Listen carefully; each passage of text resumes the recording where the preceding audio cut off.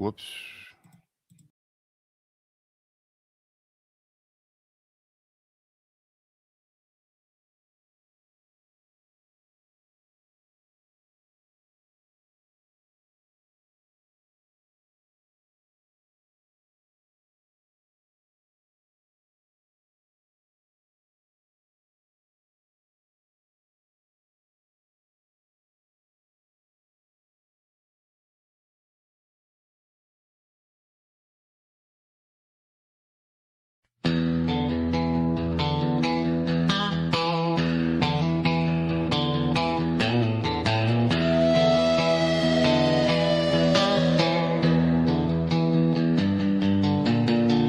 Airwaves ignite for the chosen few. He's got the voice, the spirit, and the fire. Bigfoot, Michigan Rob, taking us higher. He built a palace of cryptids in this lonely space. True Cryptid Encounters, volumes 1 and 2. Coming from the darkness, tell your own tale. He's starting the job out past the setting sun. He's Bigfoot, Michigan Rob, until the work is done. It's a Bigfoot pirate rock and roll show. On the airwaves, watch the legend grow. Come join the beyond and hear the wild scream. Yeah! Bigfoot, Michigan Rob, time to open up your mind. Get ready to rock and roll. Yeah.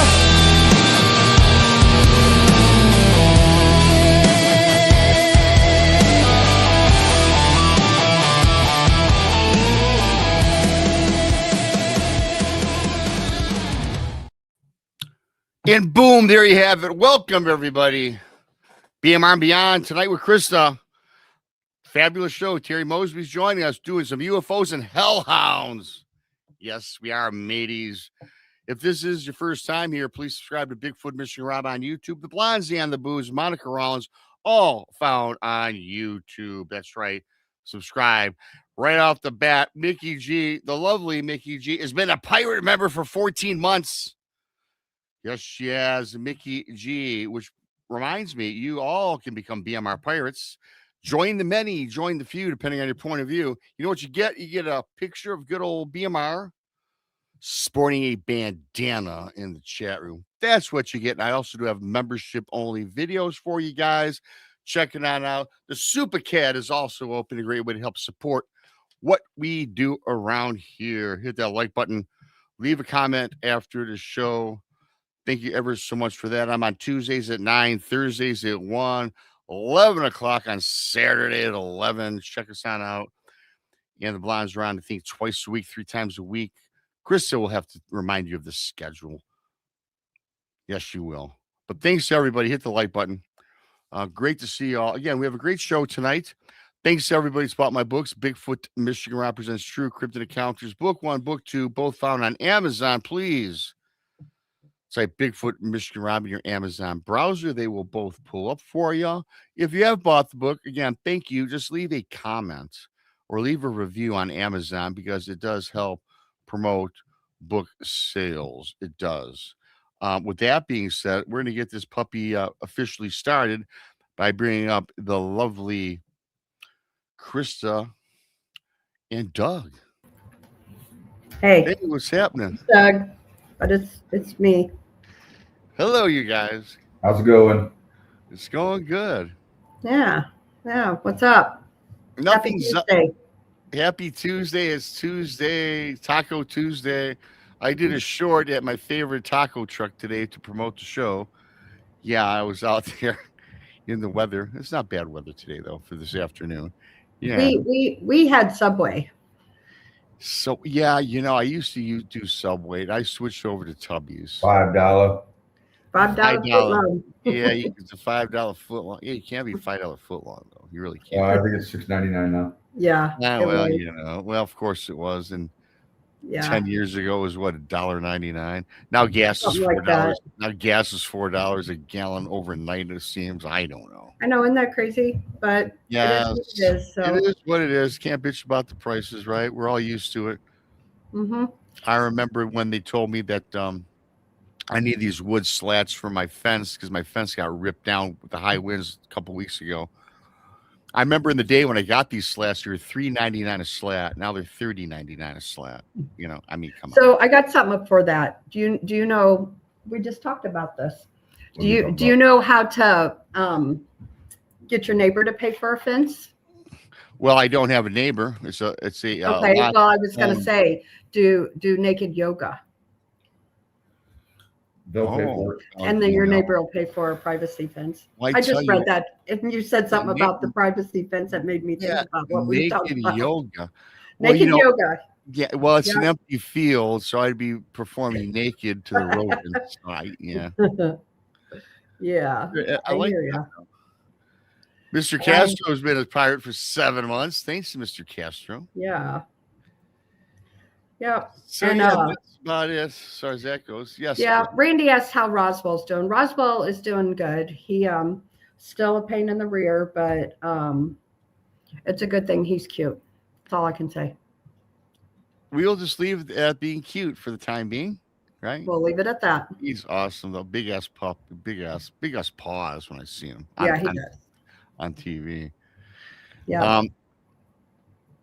So yeah, other than that, the weather's the weather, the days are the days. It is Tuesday, it's Taco Tuesday. Today for me it was anyways. And we have a great guest, Teri Mosby. We're gonna talk some UFOs. We don't do a lot of UFO stuff, and she's well versed in that. And we're also later on in the show going to talk about some hellhound encounters or experiences. We're going to get into that today. So we have a nice packed show for everybody. Thanks for coming on in. Hit the like button. Super Cat's open. Pirates is open. And we're going to bring up Teri. Hey, guys. Good Hey, evening. hey. Good evening. How's it going? It's going. It's going. It's another day, another dollar, as they say. Yep. 50 cents after taxes. Well, people don't know Teri has been Brandy and mine's go-to for UFOs for a long time. We're actually we've known Teri a long time. She's a personal friend. She's part of our Emmaus team now, and she's our go-to gal for UFOs. So Yes. my first UFO that I ever encountered was with Teri. Oh, We watched a mothership explode like into pieces, literally. outstanding. No. Well, we're gonna have to get into that. We did. We saw the mothership explode. Well, it's like it didn't really explode. It just Uh-huh. like all these things came out of it. Okay. We watched it. I do have a fabulous. Teri sent me her bio. It's posted in the description of all this, and it's really she's well rounded when we talk about the ufology. I even seen you talk a little about the CE5 with that who was a doctor that she's a million viewers Greer? on Greer, yes, into that.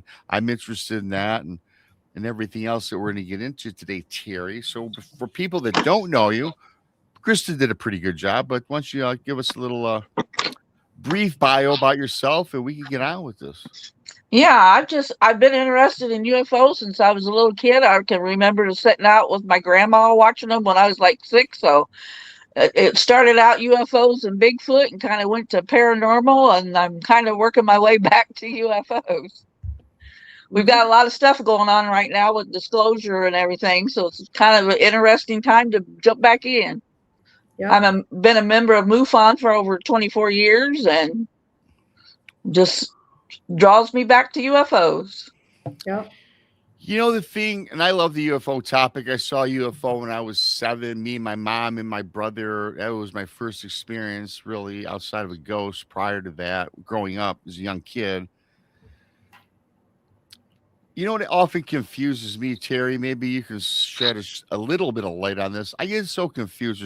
I mean, if you go on YouTube, the internet, UFO disclosure, this, that, and the other, then we've seen these congressional hearings where, to me, and I'm not even a novice on any of this, but it seems like they repeat the same things over and over. Whistleblowers, people from the Navy, the government. Mhm. Why is it that they just don't tell us the truth? I think it would rewrite history, and a lot of people would be upset. Religion wise, ancestor wise, who was here first? I think it goes beyond all of that. Hmm. And they're going to hide it because I just don't think that people are ready to really hear the truth. Why And do you think- they've been hiding it for so long, and like you said, when the disclosures come out, I mean, the government has come out and told us that they have ships, they have beings, and nobody loses their mind over that. So I don't even know what it would take for the world to wake up and go, yeah, maybe we should be looking into that. unless they showed us one? Yeah. Hmm. But why do you think they keep just dropping little hints then? I think there's a committee, and if you go down that rabbit hole, there was a group of guys put together called MJ12 back in the 50s, and they supposedly know everything, and they won't give out that information. And I also believe these people that are coming forward and whistleblowers, a lot of them just come up and disappear. So I don't know. You could link it together. I just don't think they want it out. Mm-hmm. You said it's interesting you brought this up because I've been looking into this a lot more over the last several months. But I will tell you this: if you take ufology, I guess you can say ufology, and the cryptid world, paranormal world, I tell you what, Terry, it seems like a lot of people in this UFO world, they get eliminated. I mean, they do. Is that because they want the truth protected? Is that why they're offed?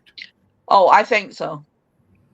I really believe that. I mean, we've got 3 that are missing right now that's on Facebook every day.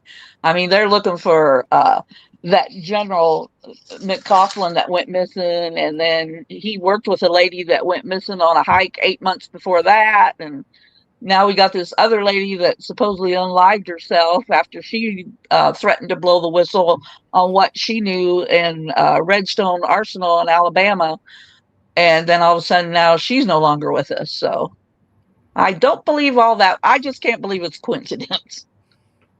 Yeah, I don't either. Let's talk about some of these without being real obvious. I know backstage we had talked about a couple of them.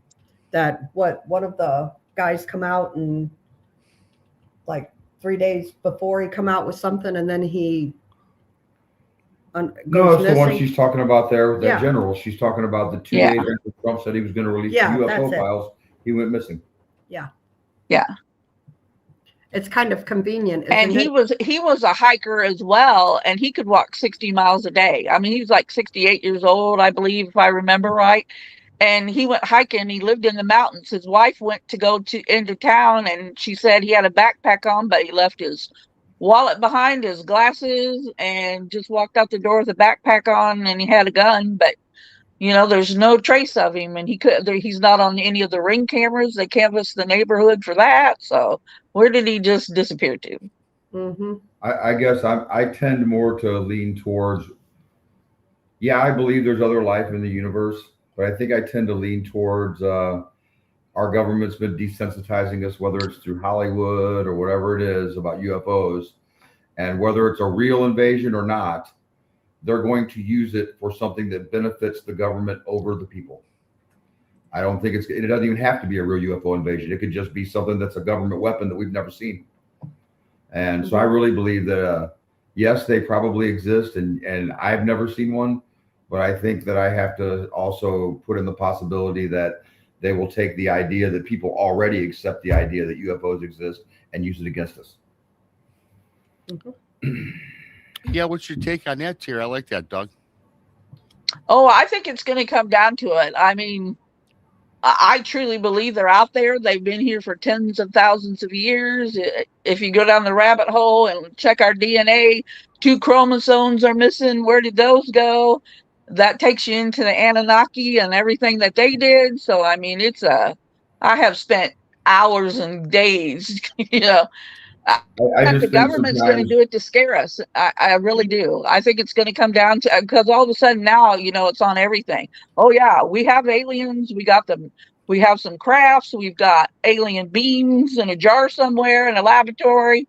We got reverse engineering, and I think it, you know, and it's going to be like a world rush on who gets there first on that reverse technology. So, I mean, that's going to really be a major thing if it gets in the wrong hands. So I think it is going to come down to where the government's going to go, oh, the aliens are coming. I mean, what happened to 3AI?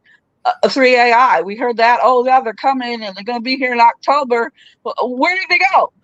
You know what? Oh, you know what, Terry? Okay, for about 2 consecutive months, all you seen on the internet was this what do they call it? 3A? The 3AI, yeah. Yeah, I mean all these elaborate, you know, theories, and then all of a sudden I haven't heard anything about it in like Yeah.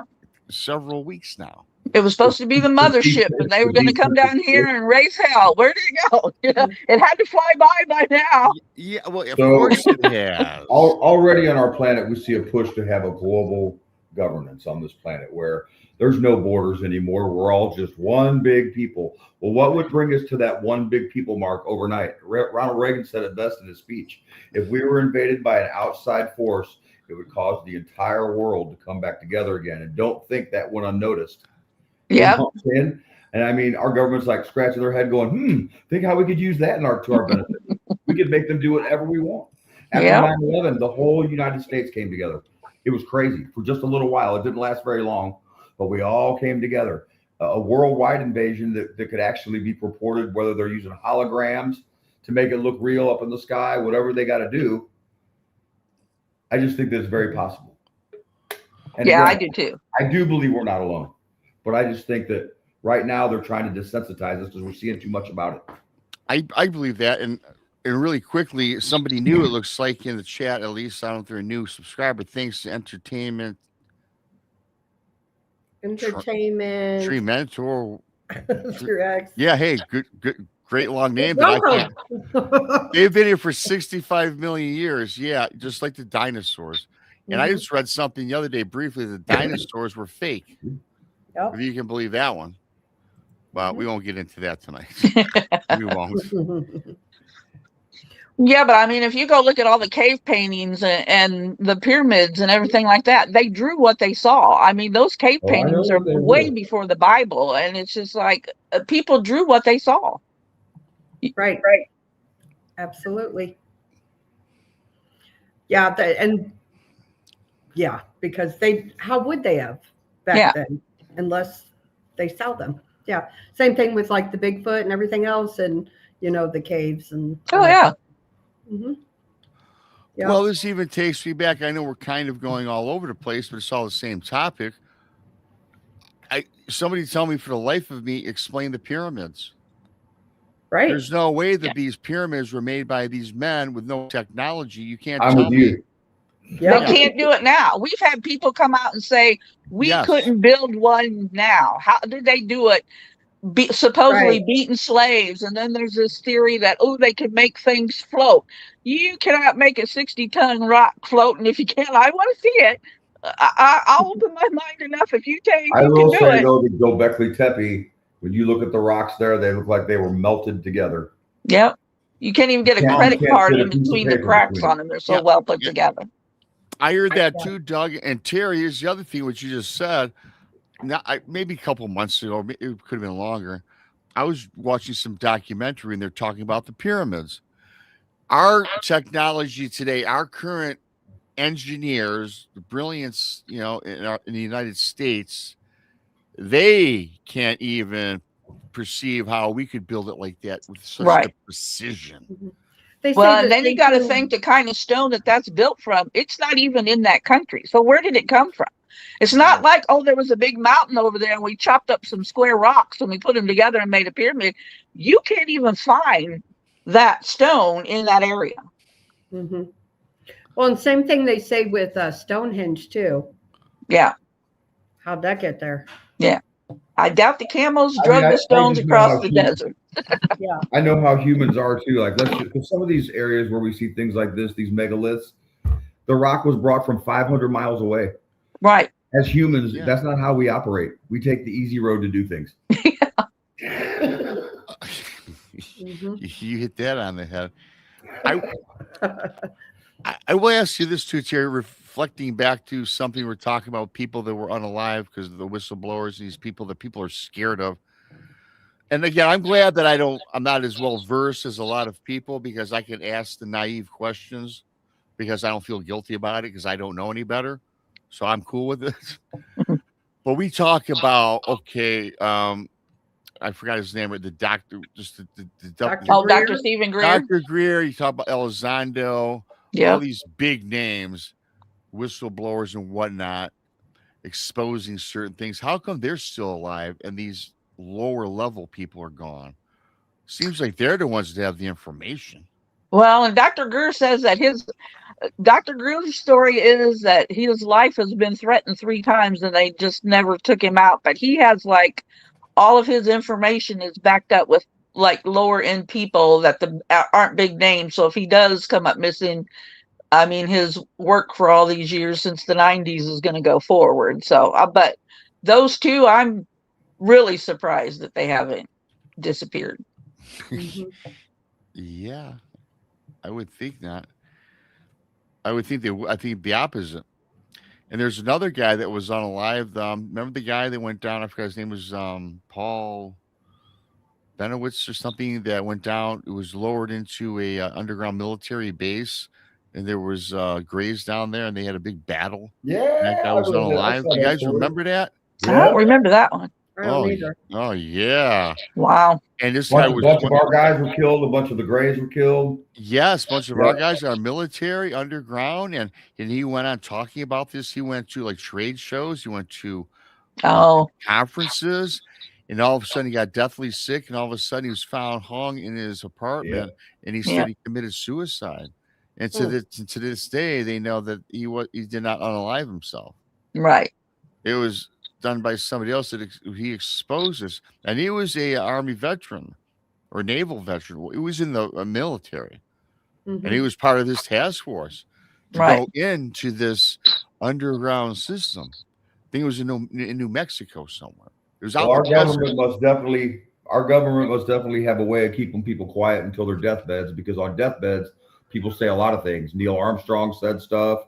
You had Admiral Byrd on his deathbed saying stuff, and he had a diary that he left behind for his son, and all kinds of different things that pertain to UFOs, but they couldn't do it until they were ready to die, you know? Yeah. Thanks, Digger. Yeah, I mean, it's just fascinating to me the more I read about this stuff. But again, it's so much information. I personally don't know what to believe or not to believe, so I just kind of take it all in and try to disseminate it or put it together in my mind. It's just boggling. Well, and you have to, because there is so much of that out there. You kind of like, there's just too much. There's stuff going on all the time, and now it's why all of a sudden is the government talking about UFOs? Mm-hmm. Oh yeah, we've been hiding it for 80 years, but now we're going to come out in 2025 and say, yeah, we got some. Yeah, why all of a sudden? Right. To get our attention elsewhere. It's almost like, what are they preparing us for? Right. Yeah. And you were right earlier when you said that if there was full disclosure, aliens are here, because I think aliens are here. I think they walk amongst us now. I think every single one of us has seen one and not known it in one time in our life. But what I wanted to ask was, you mentioned, okay, it's full disclosure, and how you said, Terry, that the world would fall apart. I believe that in an instance, because if you remember back in 2020 with the COVID, how the world fell apart because you couldn't buy toilet paper, for God's sakes. Right.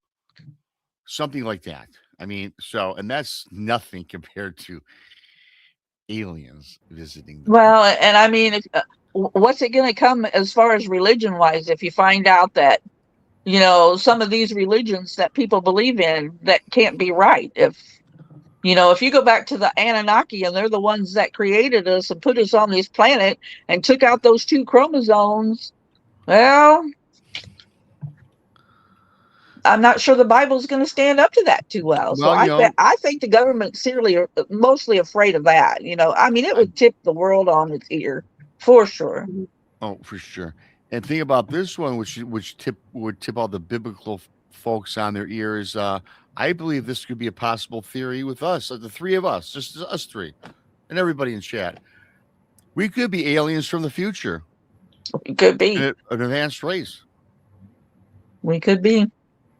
Actually, I sort of think that the black swan event of a UFO revelation that would tell us that the Bible's untrue and that they actually created us is the strong delusion that the Bible speaks about in Revelations when it says, I will send a strong delusion that they should believe a lie.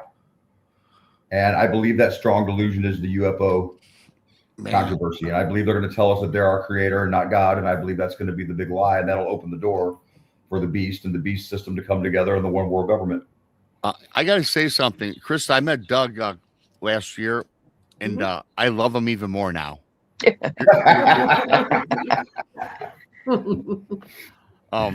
what I told him. I said, sit in with me tonight. You're in. Yeah, no, I'm glad you did. I appreciate the input, man. Doug, good job tonight. Yeah. So Teri, reflecting back to you, how you got started with this up until today, I know we talked briefly backstage and earlier. What have been some of your experiences? You talking about the C5? Can you draw these craft in? Have you seen any craft? If you could tell us a little bit about your personal experiences. Yeah, I mean, I have seen so many, but I have seen 3 close up. When I was a kid, I saw the old typical 1970s silver little flying saucer thing that was back in the 70s. I saw one of them about 3 blocks away. And then I saw another one like in the 80s in a field out from Payson, it's like all country out there. And they've even had crop circles. There's stories of crop circles out in Payson, Illinois. And then actually about 7 years ago, a friend of mine, we were coming home from a ghost hunt from the Cheney Mansion in Jerseyville, Illinois. And it's like 3 o'clock in the morning and it's 2-lane traffic. There's nobody out there. We see this. We thought it was a helicopter. So you're going down a 2-lane highway. There's trees on one side and open fields on the other. And we see this thing hovering above these trees. And we pull up on it and roll down the window, stop in the middle of the highway. And it was a black triangle, probably the size of a football field. And it had 3 red lights on every corner. We roll down the windows where there's no engine noise. There's no noise coming from whatever. And it rotated ever so slightly and it shot off. And when it did, it was gone. Like it covered that whole horizon in maybe 3 seconds. And we're like sitting there in the middle of the highway going, what did we just see? And, you know, our cell phones were like right between us on the seat and nobody thought of, hey, I'm going to get a picture of this. But then you hear incidents of that. And I've talked to other people where they've seen it. And it's almost like, do they go, okay, you want to see one really bad, but, you know, do they send like a subliminal message? Hey, don't pick up your phone because that wouldn't be a good idea. I mean, we laughed all the way home, but we're like, why in the hell didn't we take a picture? Right. Yeah. Is that the one you were telling me about? Holly was with you? Denise was with me. Yeah, it was me and Denise coming home. Yeah. Yeah. I don't know. Thank goodness I got a witness because, I mean, it was right there. It was right off the highway above these trees. And we thought it was a helicopter from far away until we got up there. Wow. And I mean, this thing was huge. Mm-hmm. Yeah. I've always been interested in the UFO side of things, but I always thought, you know, like, as you said, like the UFO you saw, that to me is a UFO. I had no idea until I went to Malvern Manor and we went outside and laid down on the picnic tables and watched the skies. And it was about midnight, 1 o'clock, something like that. Yeah. And I saw my first UFO with you. Yeah, that was a good one too. It was And what? There was like 5 or 6 of us out there that saw that. Now, was that Yeah. a triangle you guys saw together? no. Or it's a So saucer? what we Like saw was it looked like a star. Is what it really. Honestly, Teri had the light and she would circle it. And do you remember it would reply to us? Yeah, it was like a pulsating star, but when you shot laser at it, it would like brighten up and almost like flash us back. oh, you Yeah. shot a laser at it. Yeah. You did. Oh, wow. And then, so we're sitting there, we're watching it, and then we all saw, I don't know what it was, but like other things came out of it. And there was like 5 or 6 of There was them. 5 or 6, and it's not like they all shot out at the same time. Like one Right. kind of like came out at the top and it kind of wiggled like this out of it. And then one, it was like in the 12 o'clock position and it almost worked its way counterclockwise like a clock. And we saw like 5 or 6 of these things. So I don't know, was it a mothership Yeah, and and it was releasing Yeah. baby ships? There were Or several was of us it there did we that, see a black like- hole somewhere? Yeah. Or we weren't sure what it was. I'm just glad 5 or 6 of us saw that one. And we did. And we did. Because it was like, did you see that? Did you see that? And I'm like, whoa, from my first time ever going out looking, and there we go. So it was pretty cool. And it was at Malvern Manor in At Iowa. Malvern Manor, Mhm. Iowa. Yep. Okay. Yep. It was a lot of fun. Yeah. So Stargazer says, oh, this isn't touch. Hold on. I'm used to my laptop. It says, I saw my triangles were during the day being moved inland out the path of an incoming hurricane. It was freaking mind blowing. Mm. I bet it was. I don't know if I would want to see the triangles though. Well, you see, okay. I guess maybe for anybody can answer this. Terry, I'll go with you. Okay, when I grew up, just bear with me. I have a question behind this. When I grew up, I started watching Lost in Space. I never watched Star Trek, so I always called it a flying saucer.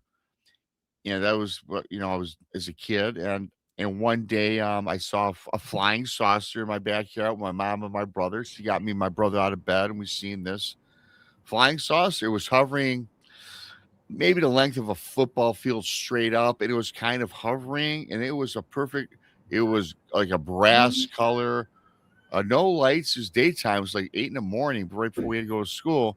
Then it just jettisoned up into the sky and was gone. It made the news that night that about 300 people called into the news station that they saw it. Yeah. And now as I get older, it seems like the cylinder or the saucer is no longer what people are seeing. What they're seeing are cubes or these triangles. Yep. So has their technology advanced into something like, we had the Model T Ford vehicle, right? Right. Is now a Lincoln or whatever. Yeah. So is that really what alien tech is? They went from something of that engineered craft, and now the triangle is even more high tech. I would think so. I think they upgrade. I mean, my theory is they're probably progressing in their, what they know too. So, I mean, that little old silver round saucer that we used to see in the 70s. Yeah. I mean, it seems to be triangles, like you said, or like a row of lights. And then if the lights are so bright, you can't see what the shape of it is, but it seems like there's a lot of triangles. Mm-hmm. Yeah, I've watched a lot of stuff too. It's like Ben Hansen. Yeah. And he's talked a lot. I like about, Ben. Yeah. A lot about the triangles and stuff. I would actually love to see one. He actually was at Ashmore a few years ago, and he had like a real fancy telescope, and we got to UFO hunt with him out behind Ashmore State.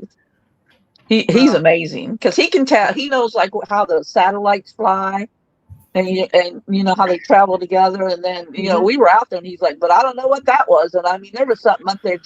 It would fly in a straight row, and then like stop all of a sudden and turn the other direction. We don't have nothing in our government that can fly like that. Right. Yeah. So Teri, what do you think about like crop circles and things like that? Do you think they are made from aliens or another race? Some of them, I mean, they have been. There's proof out there that you can fake them, but I mean, I look at it. I study a lot of the old cases because that we didn't have AI. You can't fake the pictures. You can't go out there and stomp around in the corn like they with everything. And you can't believe the only hard thing now is AI is like ruining everything. Mm-hmm. I mean, because you can't believe a picture that you see on Facebook or on the internet because you can go make that.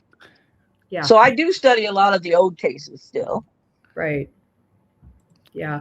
I'm one that I always thought that the crop circles, I don't know, they're just too intricate for just Well, I and to some go of out them and match do. up to like some of the symbols that are in the pyramids are painted on the inside of a cave. I mean, a lot of Mhm. so. I mean, are they trying to tell us something and they're putting it out there for the world to see? It's like how Mm-hmm. because some of them are. I think some of them are too intricate that I don't care how good of stomping on weeds with a board Right. you are. I just don't think you can fake it. A human could fake that. No, I don't think we make the crop circle 100%. We do not. But my question is, why are they made? What's the Right. significance? I mean, okay. I think it's to communicate. Mm. Like a sort of like a cryptic message or Yeah, something. yeah. Mm-hmm. Possibility. What about the animal mutilations? Do you think that's from Alien too? I believe back in the 70s was the 70s and 80s when it was. Mm-hmm. I'm not sure what they were looking for. I mean, were they studying our tissue? Interesting story that I heard it's been quite a while ago, but they said like if you put a child in a room that supposedly has seen an alien, they're like detailed, like they can tell you what color its eyelids were, if it had fingernails or not. And when you talk to an adult, it's just like, oh, I saw a gray because that's what we see on the news. But the thing that they said about children is they never say anything about genitals. The skin is stretched so tight, but they don't see like breast or any genitalia. And they said that as detailed as kids are, they would notice that. So do they need us for breeding? Do they need blood tissue? Do they come down and get it from animals and see which works for them? I'm not sure. Yeah. I think, okay, I was thinking about something the other day. I was on some show. I forget which one it was. Not mine, but I think you mentioned the 70s and 80s with these cattle mutilations. I think that, well, first of all, I don't understand why they would even need any sources from us because this tech is so more advanced than ours. Why are they even here? But somebody was telling me the other day that in the 60s, 70s, and 80s, 60s and 70s mainly, Terry, was they harvested the blood from the cattle because they were trying to create DNA that resembled human beings. Now I know the blood in a pig or not really a pig, they were mutilating what cows, right? Mostly cows, yeah. Were similar to ours. And what they were doing was eventually instead of making it a going down and eliminating a human and stealing their blood, they used the cattle because they figured our blood source was the same. And I looked that up, and our blood and believe it or not, cattle blood has got a lot of the same DNA and qualities. It's different, of course. So I was wondering if they were using this to make these hybrids because we always hear about these women that get inseminated and have these hybrid children. I wonder if it all started first experimenting on the cattle. Oh, I believe something. If it's not that, it would be something to that effect. Okay. I mean, because they and I've heard stories like the gray. There's supposed to be like I don't even know what number they are, but there's more than one alien race as well. Oh, And for it seems like yeah. the grays are possibly cloned, and they're like the soldier aliens that are out there prospecting things and coming down to Earth and getting stuff like that. So yeah, I mean, if they're trying to mix, what about if they're making the next generation when we get all stupid and blow this planet up? Are they making a new race to take our place? I mean, and they need blood and tissue and all that kind of stuff to figure out the next race. Mm. Mm-hmm. Do you think that's what, like, when someone gets abducted, you hear about them talk about it, and they're implanted and, things like that, to keep tabs. And if they need like a piece of this or that, then they take them back again and Right. get their piece, Right. I don't know. But I definitely believe that people get implanted, and I definitely believe that they get abducted. Oh, yeah. Mhm. Yeah. For sure. Some of those stories, I just don't think those people can make it up. No. Oh, I'm not getting into that one. I mean, I've had a story from this lady, but if you even go back to with Walton, I guess it is some of these other more prevalent ones. I mean, they're so far out there that, yeah, I don't know. I mean, I gotta believe. I believe most people's stories anyway. That's just my. If I have a downfall, that's me. But Yeah. I didn't walk in these people's shoes. How can I call them out? Right? I Right. wasn't there. I wasn't there. Yeah, I heard the other day somebody was trying to say that Travis Walton wasn't telling the truth. I'm like, Yeah. his story has never even staggered one little bit in all these years. Yeah. Right. And didn't they all have like lie detector tests and all Yeah. of that? The whole Travis Walton thing, all the people Yeah. that were with them. Yeah. Well, and Barney and Betty Hill, I mean, I was going to bring them up earlier. yeah, I mean, you can listen to when they were put under hypnosis, and I mean, he's screaming in pain for the And that was before all the hype of the internet that we have now and everything That's else. why I I'm mean, saying study when those times older were real, cases. Yeah. Yep. And then Betty Hill, isn't her? I think it was Ben Hansen, one of his shows I watched, that he went to the Smithsonian and her dress is there, and where her niece has her dress, and Ben Hansen got to meet the niece. Yeah, I saw that one. Yeah, where she was, poked and prodded, like there was actual like. He found the needle mark in her dress where they poked her in the stomach. Right. Yeah, it's in the dress. Yeah. So I mean, I don't believe, like he said, like Doug said, it was before the internet and people could read all about this stuff, and Well, and you got to figure when that happened, those were prominent people. They had like very high paying jobs. They wouldn't have put their, and we got scoffed at in the 70s. They wouldn't have put their jobs on the line to say something like that. I just don't believe that.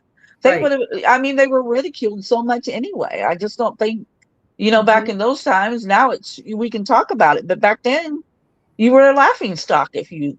Well, and I mean, look at the Hops in Kentucky. They were a bunch of drunks out there. 15 people could not make up the same story. Right. And the thing too, with Betty and Barney Hill, that was back in the 60s, I believe that happened.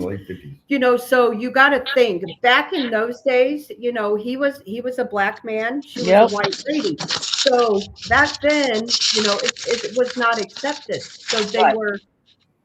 So you're going to draw more attention to yourself telling a story like that? I just don't believe that. Yeah. You think they've already been probably through a lot from just being together, and then throw that out there. I just don't see that happening. Yeah. I'm in agreement. And the thing, again, this topic really does. I'm glad that I don't know as much as a lot of people, because I don't get the fact that, because Terry, you mentioned, I know there's 1,000 different races of aliens, species of aliens, right? But here's the thing I don't get, though, because we're going to assume, obviously, that their technology is way more advanced than ours, right? What is it about the planet Earth that they keep the planet intact? Because you've heard the stories. I don't know if they're true, but I've read many of these stories where back during the Cold War, that we were firing up Russia and the United States. We had our nuclear weapons on alert, ready to go, and they were getting ready to push the button. But their radar, their tracking system, all of a sudden went out. They did not understand why and how in hell it went out. They're suggesting that the aliens, boom, knocked it out because they didn't want a third world war in our planet. Yep. Did you hear that? I believe whatever they need off of this planet, or if we're like their science project, they're going to protect us. And they've seen UFOs flying around nuclear plant areas. And I don't know if you know this, but when the Roswell crash happened, Roswell was the only place that was hiding nuclear weapons for the United States government Oh. when that happened. That Yeah. was that was all hidden in that area. Mm. Yeah. So Wow. were they, were they coming down there to, hey, what are you guys doing? Because that would have been about the time they were really firing up to point missiles and everything. Yeah. Yep. That comments, I'm going to look into that book. Exact. That. The Jakey. Thanks, Mhm. Jakey. Yep. Going to look into it. I don't know. I just think Andre asked, so what do you guys think of the famous painting of a UFO battle? I'm not familiar with that About myself. the Battle of Los Angeles. Oh, yeah, that's right. You know? What do you think about that, Terry? Well, I mean, if you go back, there's even UFOs flying in biblical pictures, in paintings. I mean, there's always that little craft up there in the corner that's got like the little lines showing movement, possibly. Yeah, they've been around a long time. Yeah, I agree. So let's talk about Area 51 and what do you believe is there? Because I've seen and I've read a lot about it, like where a plane from I think it's Denver loads up people that work there and Yeah, flies Janet them Airlines. in there, Yep. and then they get back on the plane Yep. to go home. Yeah, Every day. well, and even Bob Lazar, I know you guys Janet know who Airlines. he is, but Bob Lazar was put on a bus with blacked out windows every day and drove into Area 51. So, like, he couldn't even tell where, what roads he was on getting there. I believe when they built it, that it's true that those 15 stories are underground with a little bit of everything that you could probably not even imagine under there. But I think they've moved it. I mean, they got too much publicity and everybody's out there gawking. I Right. hear a lot about the Wright-Patterson Air Force Base. And I even, this is a funny story. I met this older guy that was like in World War II at Walmart getting my tires changed on my car. And he knew me from Facebook. His wife was like a follower of mine on Facebook. So he's like, hey, you're that ghost UFO chick. Well, then, he didn't believe in ghosts and UFOs, but the longer we sat there and talked, so he was telling me like he was a gun runner in World War II. And he's like, I could tell you stories. And he said, and he mentioned Wright Air Force Base. He said they're not in Area 51 or Delcy, New Mexico. That's where he was telling me. And that might be Wright Air Force Base. There's also Groom Lake. Yeah. Doug just said Groom Lake too. Groom Lake. Mm-hmm. Yeah, Delcy. Now that's where they had that war in the underground base. I know I forgot the name of the base you brought. Oh, was that there? Okay. Yes, correct. The guy got eradicated. I don't know what to say. I don't know what to say on YouTube anymore. Yeah. So many things I know, right? Yeah. I don't know. I just think that there's a lot more to this world than what we have been taught. Yeah. Yeah. I mean, they're even rewriting the history books now with basic history, let alone what we're talking about tonight. Yeah. Which is crazy. Well, and if you ever want a good read, just sit down with the Book of Enoch and read through that. I mean, that'd take days off your life. Just go down that rabbit hole. I'm way too old for that. I was in my 20s, perhaps. I tell you what, though, is on my list of things to do. Buy yet another book that I won't read. Yep. They're all sitting over there. They're brand new. Yeah. I actually, when I took demonology through Jeremy Leonard, and Terry, I think you did too, didn't you? I think in the one after me. Yep. And he had us read the Book of Enoch. So I did read it. Yep. You read I think it opened up the Bible completely. That's just my opinion. That when I read the Book of Enoch, I suddenly went, that's the missing part right there. That's what I was waiting on, because I used to confront my pastor at church over Genesis chapter 6 and the Nephilim and all kinds of different things. They never had any answers. Right. Well, The Book of Enoch provides a lot of that. And it's a short book. It's a short read. It's not real long. Oh, really? So that was it's not a big book. Yeah. It's not. So that was the part taken out of the Bible, or it Mhm. was never in the Bible. Or along with others. But yeah, They that took was it one of out them. because it talks about giants and the fallen angels Oh, see, I mating gotta. with The human women, Nephilim. and then you get the Nephilim and the giants, and And how yeah, they gave us forbidden knowledge that we weren't supposed to know, how to fashion weapons of war, all kinds Yes, Right. I remember all that stuff too. Yep. yep, And they have actually created writing and symbols and things that we use, Root cutting and mathematics. spells and All that. Yes, I know. Yep. I yep. remember some of that. Yeah. So thank you, Mickey. While I'm at it really quickly, I'm going to thank Mickey, a 14-month member, a pirate for 14 months. Mr. Castro, a 7-month pirate. Kitty whack for this super sticker. Keith, $5. Thanks for the super cat. PNW Rush, super cats it up. And Mickey again. Thanks, Mickey. You're the best. Say hi to Brandon. Thank you so much. Thanks to all you guys. Thanks everybody for coming on in. Hit that like button. Donations not expected, always appreciated. And thanks to everybody, not just the people in chat, but the people who watch the replay and the people that are watching somewhere else that don't participate. Because I'll pull this up really quick. 317 are watching somewhere. 75 plus. Can I in the address chat. something really quick? Of course you can, Krista. Freaky Geek asked, silly question, is Doug your sugar daddy, aka hubby? No, Freaky Geek. Freaky Doug is my boyfriend. But that's expected from Freaky with the freaky Yeah. question. Doug's a great guy. I met Doug in September, I think. Yeah. He's got a great barbecue. If you're in Missouri, check out the BBQ Shack. I forgot the name of it. I'm sorry, Doug. Two Dudes Barbecue. In Warrenton, Missouri. Say that one more time. Promote your restaurant for those that don't know. Two Dudes Barbecue, Warrenton, Missouri. We only smoke the best. There you go. And I had the pulled pork. It was fantastic. I'm gonna get me some brisket next time I'm down there. Yeah. Very good. Good food. Good food. Anyway. I did want to touch on Teri because you mentioned CE5 and you've worked, you studied that. So let me ask you: have you implemented that in your own everyday life to try to draw in these craft? And does it work? I tell you what I've been doing with that, and I'll just give a brief synopsis of what it is. You've got to get a group of people that are serious because we tried it down at Emmaus Village a few weeks ago, and we had some kids in there. But what it amounts to is you got to get. I mean, you can have as many people as you want. I do it by myself all the time, but you want to get into like a meditative state. And what you're doing is you are actually inviting them in. You're not demanding, hey, fly out of the sky and come down here and sit with me. It's basically like a meditation, and everybody has to focus. Like you kind of give your location.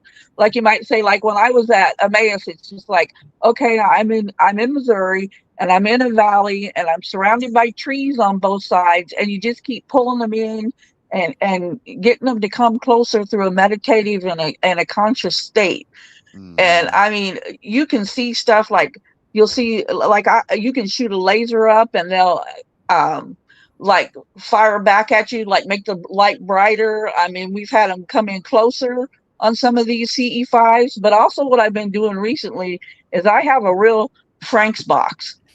And Frank made those boxes not to connect with the paranormal. He originally made those Frank Sumption boxes to talk to aliens because his wife was dead, and he had a big. Exactly what the Frank's box is to people. It's kind of like what the paranormal. It's a radio box, and it searches like through the radio stations, and they say that they can connect and talk through that, which we use a lot of different ones in the paranormal.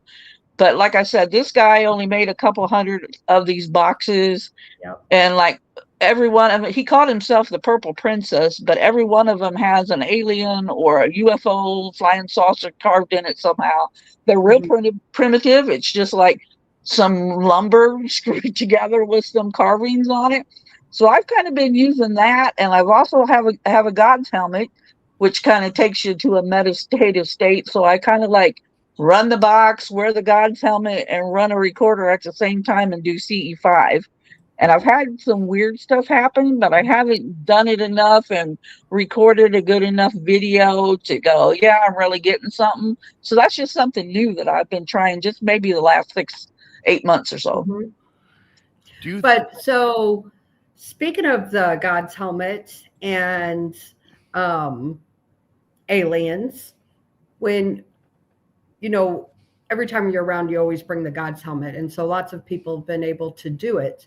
And Greg Ogles, who's in chat, Relic Films, he did your helmet at the Ray County Museum. Yep. And he saw aliens. So But did he said Jeremy. that- Jeremy did at Ashmore. Right. Jeremy did too at Ashmore. That's right. So when Greg can explain it better than I can, but he said that it wasn't like they were here on our plane. If you remember, it was like he was in theirs. Their plane. Which I find is pretty. And I think if you wear the God's helmet, you're not in this plane. I truly believe it. When that thing kicks in, you're no longer in this plane. Mhm. Your body might be here, but I don't think your conscious mind is here. Right. Yeah. Yeah. You think that's dangerous? Because I want to try it. We didn't get a chance last year because we were too busy. I mean, we limit when we let the public do it. We limit it. I mean, I wouldn't sit there for 3 hours with that thing on, but I've wore it over an hour before. Wow. We Does usually, that, we usually limit it to what, 15 minutes? 15, 20 minutes, yeah. does that do anything? It doesn't harm your brain, though, right? You're just, Well, it's shooting energy into the temples. That those little transistors that are on here are like right there. So I mean, you can bury a EMF meter if you set it on the inside. If you put that helmet on the table and put an EMF meter inside of it, it'll bury it. So yeah, it's shooting something in there. But I've never I done it. figure I've made it this long, and if it makes me see an alien, I'm good with that. Yeah, I'm definitely gonna try it. I think eventually. And some people have really bad experiences. Some people Yeah, have oh, yeah. good. It all depends. Well, and we've had people like see past relatives. Mhm. I mean, Paranormal Paul. that did. was Steve. I think he saw his deceased brother that night. Mm-hmm. Yeah. Mm. And then we also, I know Jeremy won't do it again because he had a bad encounter, So Yeah. there's a lot of people that won't. I personally don't want to do it myself. You've never had the sported the God's helmet. Not put on. Nope. I've helped others with it, but I've never put it on my head. I'm afraid I'll see something that I can't get rid of. Well, yeah. I mean, Yeah. So that freaks me out. it's kind of freaky. Yeah.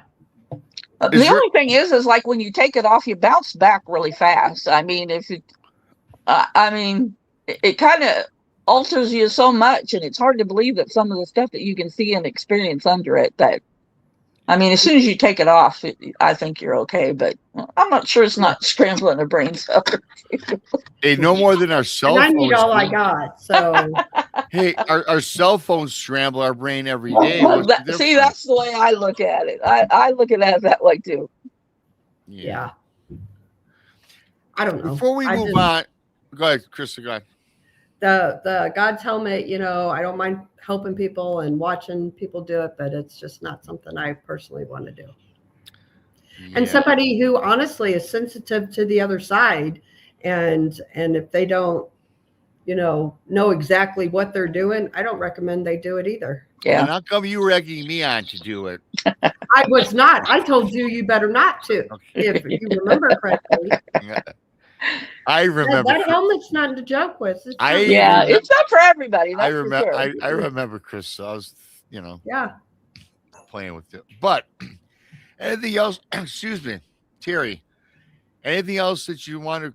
I want to talk a little bit about the hellhounds you had on your property. But is there anything that you'd like to cover regarding the UFO phenomenon before we move on with that? I do want to mention, like I said, there's so much going on. Bob Lazar is actually releasing a documentary on April 3rd, and it's called S4. So we'll see if he releases anything that we don't already know, kind of thing. And then Steven Spielberg's doing a movie. I don't know if you've seen the trailer of that. I think it's almost going to be as weird as that movie Nope that you can't follow along. But anyway, it's called Disclosure Day, and that's coming out June 12th. And that movie is really being hyped up. So, and he Okay. believes in aliens, and he done ET and Close Encounters of the Now, Third Kind. So we'll see what he comes up with. well, now that you brought that up, and I always ask people, I've said this 2 or 3 times in the last year, talking about Steven Spielberg. Kristen knows what I'm going to say. George Lucas and Star Wars, a lot of those creatures, especially in the bar scene, or really the whole, in fact, the entire franchise, Hmm. I believe that stuff, okay, movies are supposed to be make believe. But I gotta tell you what, movies are not make believe. In the case of Star Wars, they got that information outside of their own talented and creative minds, I believe. They got that from something otherworldly. Mhm. Yeah, I was I don't told see how a that. couple minds could dream up all that. I have to agree there. I think that some of that was maybe a little truth in there, I think a little especially bit. as far as the worlds and the different worlds that they came into, and everybody trying to dictate and run their own little Well, and planet. So Chewbacca, is a Bigfoot, and I think, Jabba the Well, Hutt is like yeah, a well, frogman or some shit. there you go. Especially that bar scene. There's so many creepy little yeah. crazy. There's so Yeah, much the frog. craziness going on there. Mhm. So yeah, so thanks for this part of the show. I found I always find it fascinating because I again don't know as much as I'd like to, but every time I have somebody that knows what they're talking about, I learn a lot more. So thanks for that, Terry. Oh, thanks for having me. Oh, you're welcome. Thank you. Oh, by the way, this Terry gave me this bandana. It's supposed to be a Bigfoot, but it is a Bigfoot, but I can't get it centered, so it's a star. It's a stargazer. Stargazers in the chat, I think too. How about that? Hellhounds. Okay, we talk about Bigfoot, Dogman, werewolves, even, right? To a great degree.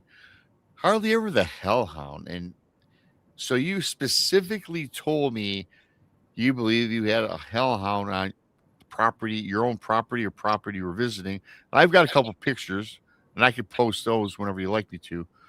But Yeah, well, I'll just give you it's in Athens, Missouri, and it's right okay, on the Iowa-Missouri border. okay, And they had this skirmish. See, we used to go up there all the time. It's only like an hour from my house, and you know what? I haven't been up there in years now. But it was just like a 24, 36-hour skirmish, and they just like blew the hell out of everybody on this ground. And the battle was in 1861, and it was called the Battle of Athens. And if you go over there now, it's like a state park. There's one area of it that you go in that you can camp, but the area that we hang in, when you get off the highway, and sits off the highway probably 10 miles, you're driving in no man's land. I mean, it's beautiful out there, but you get to this one area, and there is a church, and is that that it? right there, that picture there was the hotel. And during the skirmish, they used that for the hospital. And they said that they just threw body parts out the window, and there's actually a blood stain in that white building. And then that brick building, yeah, that's the old hotel Okay. / hospital for that day.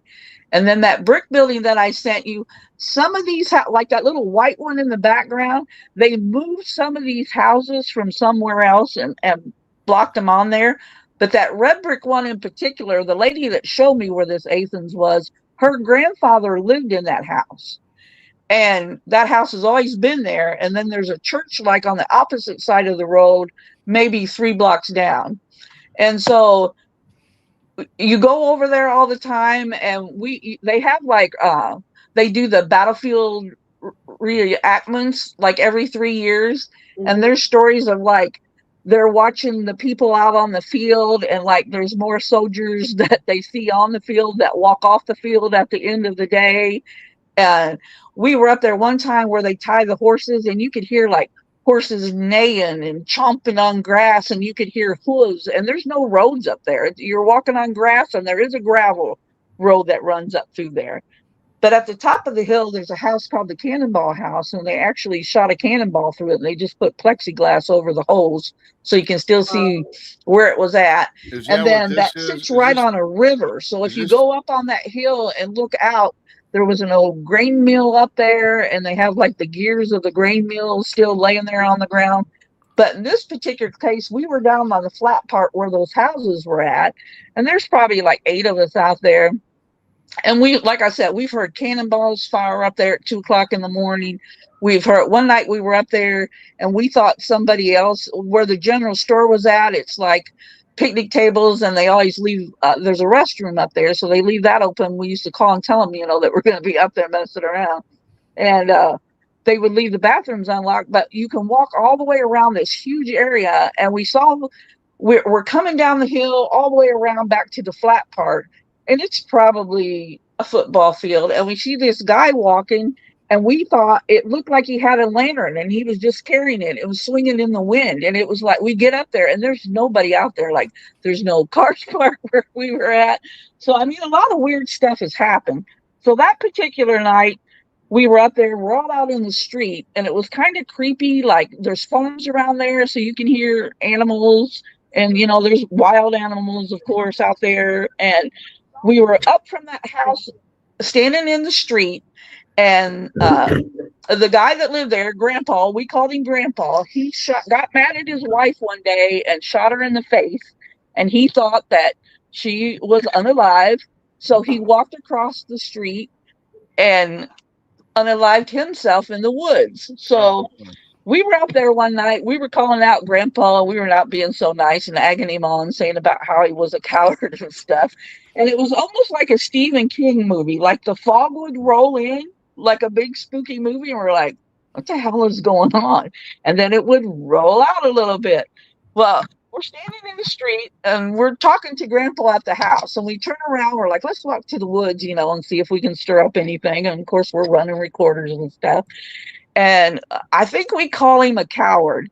And all of a sudden, we turn around, and like 8 of us turn around one way, and one of the girls turned around the other way. And all you do is hear her screaming at the top of her lungs, get out of here, get out of here.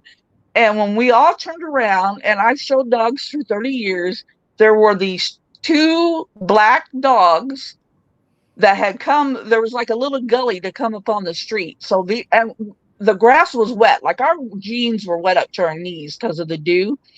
You couldn't hear nothing. They made no noise. They came up behind us while we were over there on the edge of the road calling out Grandpa in the woods. And they were just about ready to hit that street. And they were only like 3 foot from us at this point. Mm-hmm. And when she turned around and started yelling, they stopped and looked at us. And when we had a guy was with us, and he had like this power flashlight, and he picked it up and he shined it at them, and they took off running. Now, this is a wide open field when you turn back around to the house. Okay. And we saw them running. They were making no noise. They didn't growl or snarl at us when we were out there standing in the street. And when they moved to run away, I have to say they were floating, because there was no shoulder movement, like they were galloping and those shoulders and legs were moving. They were just smooth as glass. They were shoulder to shoulder, and they ran back across and went around that house. And we ran over there behind them. And I mean, you're talking, it's at least 2 football fields, that battlefield is. They were nowhere to be found. There's nowhere they could have went. What did they look like? They were like a big black woofy looking dog. They weren't smooth coat. I could see the hair. I mean, there was like some inch or so hair on them, but I mean, it was just their movement that freaked us out. And there were stories of hellhounds. And the funny thing is when we got out of the car like 3 hours before that, one of the girls goes, "Oh, hell, we don't see no hellhounds." She said it. I have it on a recorder that she said that. Oh, you're kidding me. Yeah. She actually said that. Yeah. Well, I mean, it's just the way they moved was the freaky part. No growling, no barking, just gone. And like, where did they go? Like they couldn't run in the forest. They couldn't have ran that fast. They didn't run like a natural animal. Right. They didn't run like a movement of a dog. And they were big. I bet they were probably I bet if I stood next to one, their back probably would have been up to my hip. They were bigger than my biggest Great Dane, but they were real streamlined, like they were skinny, and I mean, they were just gone. And they had like the longer, like German Shepherd snout and ears kind of thing. Yeah. Do you think it could have been a dogman possibly? Or they could have been dogmen? Maybe. I didn't see them go up on 2 legs, though. I mean, when we turned this- around, they were on 4 feet. And when they ran away, they were on 4 feet. Wow. And they did not look. It didn't look like any animal, wolf or dog you recognize. It looked different. Right. It looked like it looked like black timber wolves. If I could describe them, it looked like a black timber wolf. Which you don't have, obviously. The reason I was asking is just because, like, you know, a lot of dogmen look like that too. Yeah. You know? And, you know, I've never done any studies over there. I mean, it's nothing but forest over there now. Yeah. How far is it from your house, from like Hannibal? It's from Hannibal. It's maybe an hour and a half from Hannibal. We should meet up there. I'd Yeah. love to go there to the battlefield and check it Yeah, out. it's a pretty cool place. Yeah. And I mean, to be standing out there at 2:00 in the morning and hear the horses, and like one night we were up there and they were throwing rocks at us because where they used to have like their camping out site back in the day, it's like trees now. And the lady that showed me, her husband done the reenactment too, so like he could take us where they would tie up the horses and stuff. And I mean, you could hear him like crunching on hay, and you could hear him neighing and walking around, and it was just like. And the cannonball noises and shouting and people talking. I mean, all you got to do is go up there and stand. Wow. And these, okay, what time period, what era were these reenactments from? Well, the battlefield was actually in 1861, but still now every 3 years they do like a reenactment up there still. What war would that have been? Do you Civil remember? War. That would have been Civil I War. thought it was Civil War. So I want to ask you this question. I just wanted to make sure because a long time ago, Krista probably remembers. I did it was a dogman experience during the Civil War era. Oh, really? With this dogman, Mhm. a group of dogmen led by they had a leader. Yep. I remember And that one. you remember that, Krista? And Yep. it took out. It didn't matter what side of the war. It didn't matter as long as you were a man in the war. You were big. Oh, wow. Alive, these guys. And this was documented. And I saw the newspaper clipping and all these things. So the odd thing about this, the story this guy told me, his grandfather had all these newspaper clippings in his home, and it was his grandson who was an orphan. His mom and dad died at a very young age. So the grandfather, who was kind of a loner and was alcoholic, and he was not a good person, but he took care of the grandson. And so the grandfather would always go to the mill or wherever he was working at and always left the kid at home. And he's seen this odd man walking past wearing this old Civil War clothes. And he told his grandfather about this. And his grandfather went into this tin that he had stored up in an attic and opened up the newspaper and asked his grandson, did it look like this guy back in 18, from an old print? He goes, Grandpa, that kind of looks like the guy's been walking past the house. Wow. And he tells him, that's not a man. He was the leader of this pack of dogmen that Oh, wow. that was brought about, right? And took care of all these soldiers. And in fact, I guess this soldier was killed and buried in his backyard on his property. So, I mean, it's about a 35-minute story. I'm not Wow. going to tell it. It's a great story. So he was thinking that somehow, for whatever reason, the ghost of this dog soldier really got awoken. But what I'm telling, the reason I bring this up is only because maybe with these hellhounds, maybe back during the Civil War era, it wasn't even dogmen that they were seeing. Maybe it was these hellhounds, because you're mentioning about these battles, Right. and how they ran across the property. Maybe it was, but I think it's kind of maybe the same anyways. But I find that to be fascinating. That was a great story, though. Well, and the cool thing about it, though, that I forgot to mention, as I mentioned the animals, that like when that fog rolled in and when they were creeping up on us, I mean, we even stopped and made the comment, like you could hear the farm dog barking and you could hear cows mooing. When that was happening and they had to be coming up on us, everything stopped. I mean, bugs, the farm animals, the barking dogs that we could hear, it was pure silence when we were out there on that road and turned around. And I mean, and it didn't start up until because we were out there screaming at this point and running, trying to see where these things went with that bright light that this guy had. And it was like, yeah, that was really weird because we all commented on it. Nothing's making a noise. There's nothing out here making a noise. And I mean, there's deer and owl and everything you can imagine out in this area. Yeah. And there's a farm. Like you could see the farm from where we were standing at. Crazy. Yeah, that was creepy. But back then I didn't even hear of Dog Man because this would have been about 2009, maybe 8 or 9 when that happened. Okay. Do you think that we talk about the UFOs, a little bit about about the cryptids, the Bigfoot, the Dogman, the hellhounds? Let me ask you this, Teri, do you think that all these? I personally think all this stuff's related in some weird way. I do too. What's your take? I think whatever plane that they're walking on and we're not, I just think we're privileged every now and then to like somehow those two worlds connect and we actually get to see something. I mean, I don't think that they are actually on the same plane that we're at. No, I think it's dimensional, different plane, layered planes, different dimensions. And even with Bigfoot, some people suggest that Bigfoot's not even what we all think it is. I never associate Bigfoot with alien. I don't know. Before I started doing this. Yeah, right. What's your... the only thing is, though, is there's too many stories of people that see Bigfoot, that see strange things flying in the woods and the colorful orbs and the craft up in the sky.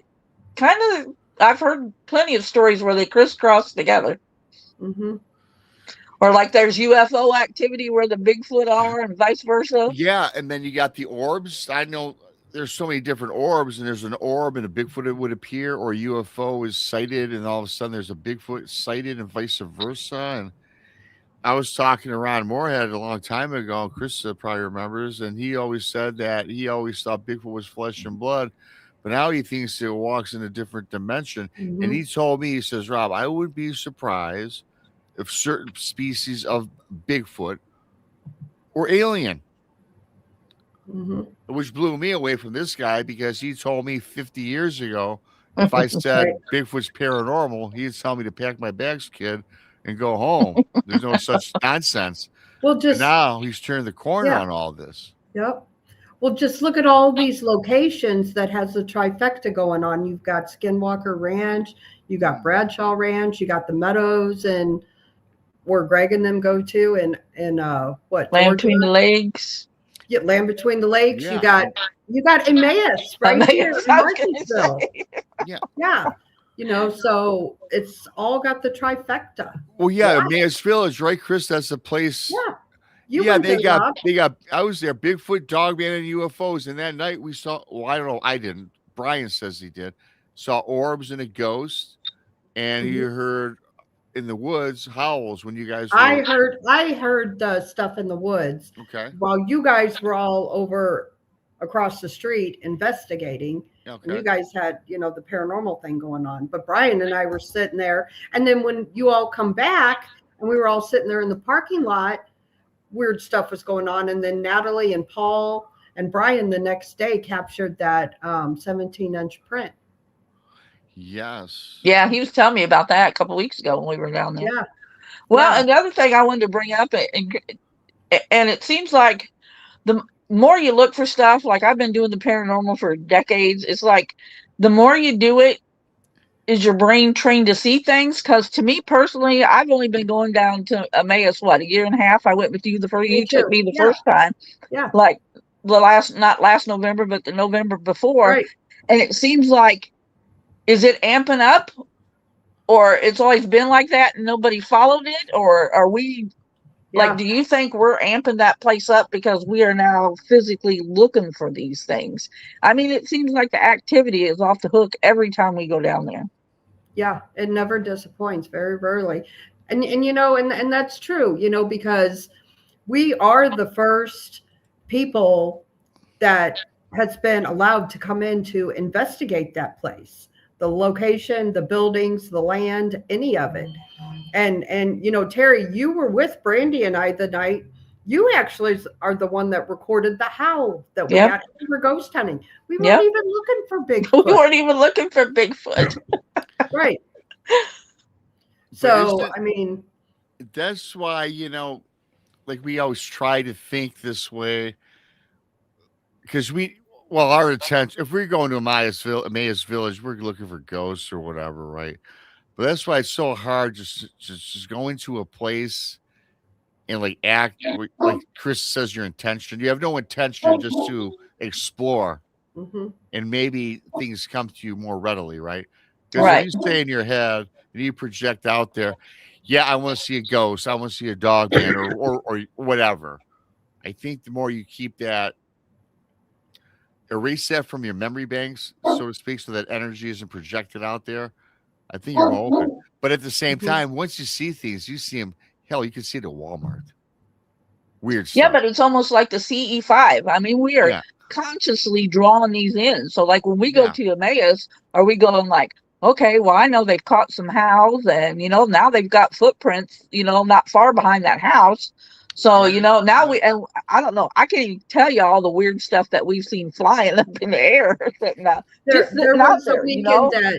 that Teri spent with us. It was Memorial Weekend last year, and Miguel from Sasquatch Theory was there with us, and Brandy, myself, and Jeremiah, and we were doing Bigfoot stuff. There's a bench behind the sets building that is by the woods, and we were all sitting there. We look up in the skies, and Teri has an app on her phone. Teri, you want to talk about that? Like how many we saw?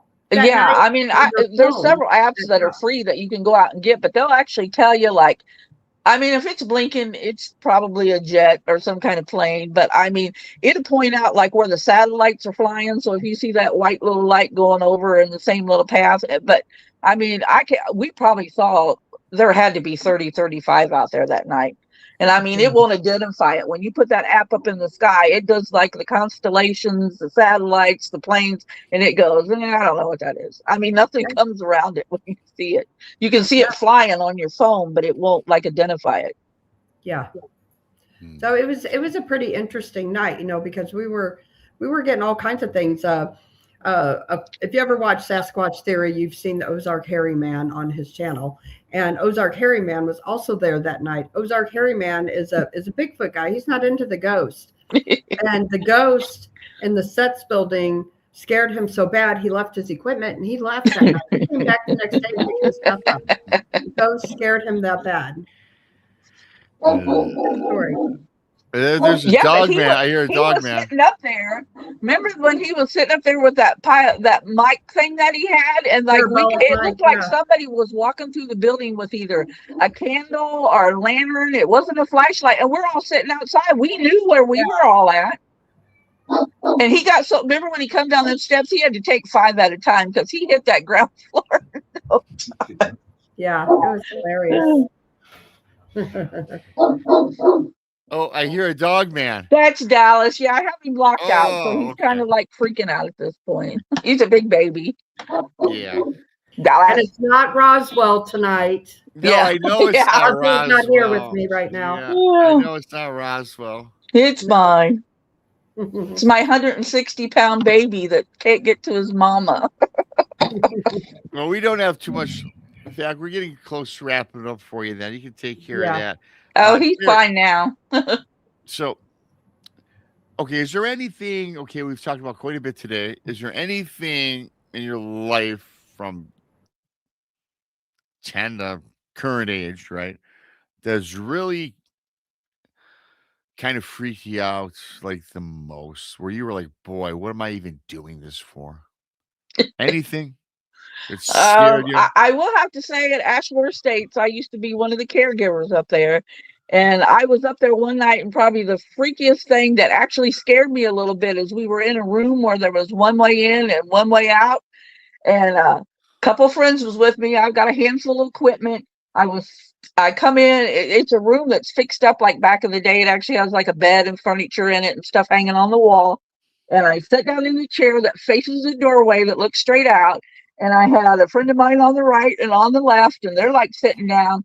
And when I look up, I thought I was seeing like light coming in. There's a pole light out in the back. So I thought the light was coming in through the window and shooting out the other doorway and shooting into the hallway right in front of our door.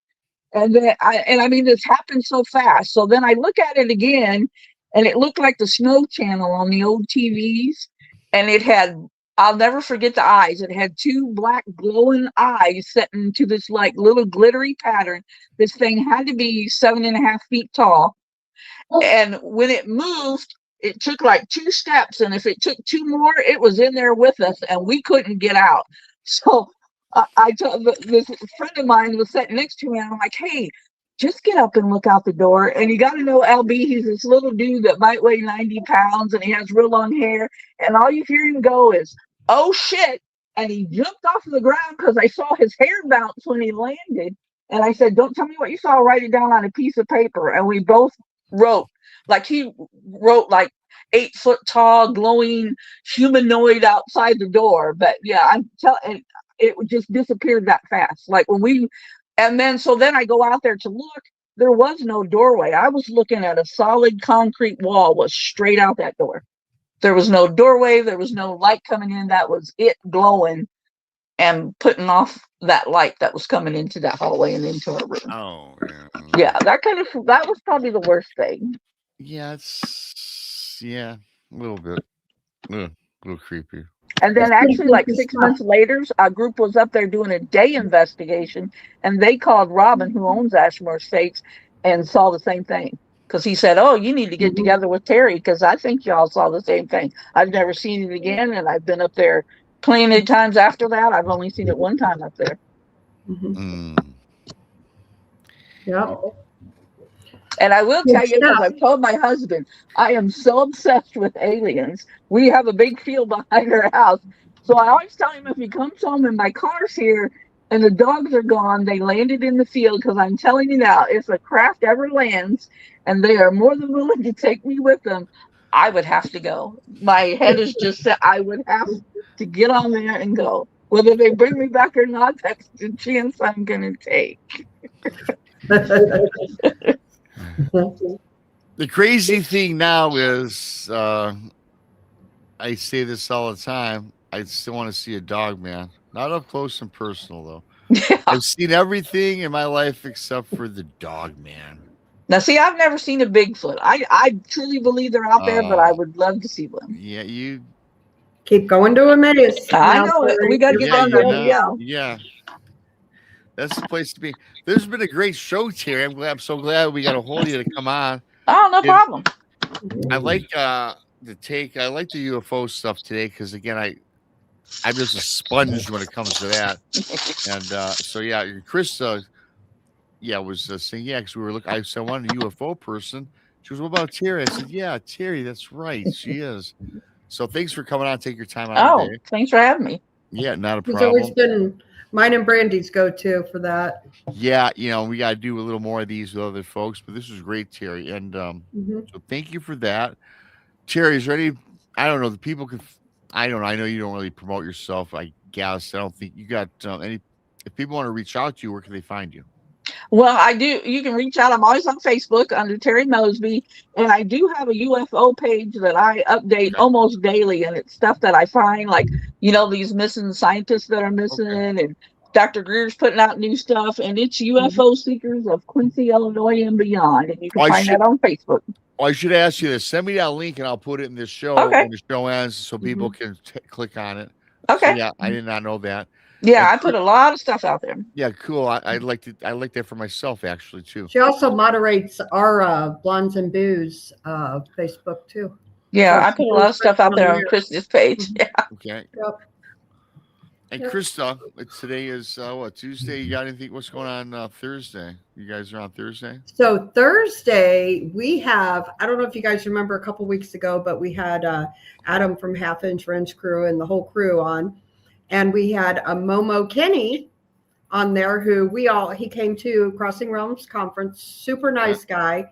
And he is also part of the Emmaus team, as is Adam and Miguel from Sasquatch Theory. And Momo Kinney is coming on, and he is going, while she is talking about it, he is going to sketch one of Natalie's encounters. I've seen his sketches. Oh. They are amazing. Yep. Yep. They are amazing. So tune in. Excellent. Thursday. Yep. And before the Blinds and Booze, I'll be on with Monica Thursday afternoon at 1 o'clock. So check that out. I don't know what we're dreaming up for that show. But that's always fun with Monica. Yeah, and then of course I'm back on this show Saturday night is late night into the Bazaar, 11 o'clock in the East. Yep. Great show. Thanks to everybody for participating. Hit that like button. Darren Franks, thanks, man. 2 months of Pirate, Moon at Noon, Super Cat, Mickey Super Cat, P&W Super Cat, Keith Super Cat, Kitty Super Cat. 7 months for Mr. Castro as a pirate. That isn't 14 months for Mickey. You guys all rock. Everybody rocks. Thanks so much for coming on in. Hit that like button. Subscribe to BMR if you're new. The Blondes and the Booze. Monica Rollins, Our Paranormal World. Find her on YouTube as well. So with that being said, we'll see you all Thursday. Me in the afternoon, Krista at night. So with that being said, have a great rest of your week. I'm BMR. Bye. Doug. Hey, Doug, man, great job. Thank you. That was awesome. I like your input. I like your input. Thank you, Chris. You know, that's why she's with me on these things. She can talk for me. Thanks so much, everybody. Me. Have a great night. Bye, guys. Thanks, Terry. Bye.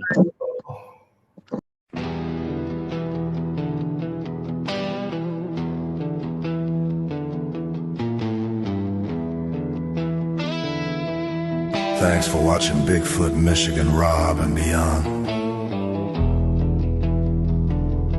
Join the many. Join the few. Tuesday night p.m. Eastern, the squad is complete. Thursday at 1 p.m. Eastern, we bring the heat. Saturday, 11 p.m. Eastern, the fire is on, the hunt is on, the roar is strong.